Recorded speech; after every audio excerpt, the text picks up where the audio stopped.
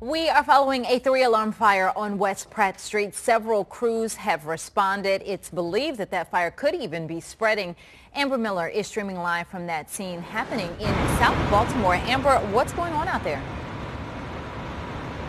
Well, Patrice, we have good news this morning, a very good update. We have been told that the fire is now under control. And as far as it's spreading to that warehouse, there's a warehouse right behind these buildings right here to my right. We're told it did not spread to that warehouse. So yet another piece of good news. So under control at this particular time, but obviously you can see the effects of the fire. You see the charred bricks, the boarded up windows are charred. If you take a look down, it looks like most of the damage was to the Cash USA pawn shop, although we have been told at least 2 to 4 buildings were involved in this fire. Take a look at the awning right in the middle there, completely melted.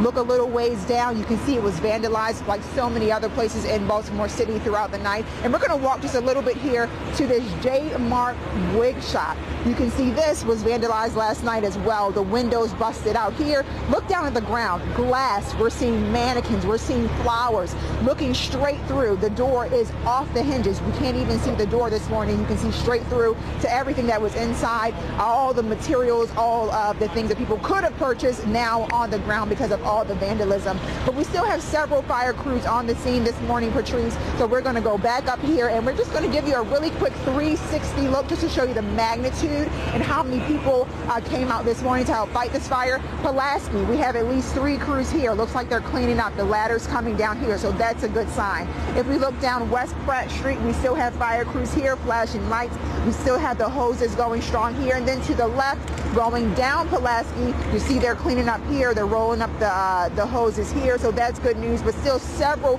crews on scene trying to wrap up the scene here of this 3-alarm fire. As I said, Anne Arundel County was on scene this morning. Howard County on scene this morning. And of course, Baltimore City on scene this morning. We haven't gotten an official word on exactly what started the fire, but people here in the neighborhood say it started with the J Mart wig shop being vandalized, and then they headed over across the street to the pawn shop and lit that on fire. As I said, that is not official word, but that is what people in the community say happened last night. Patrice?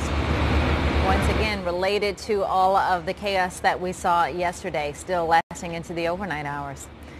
All right, Amber, thank you.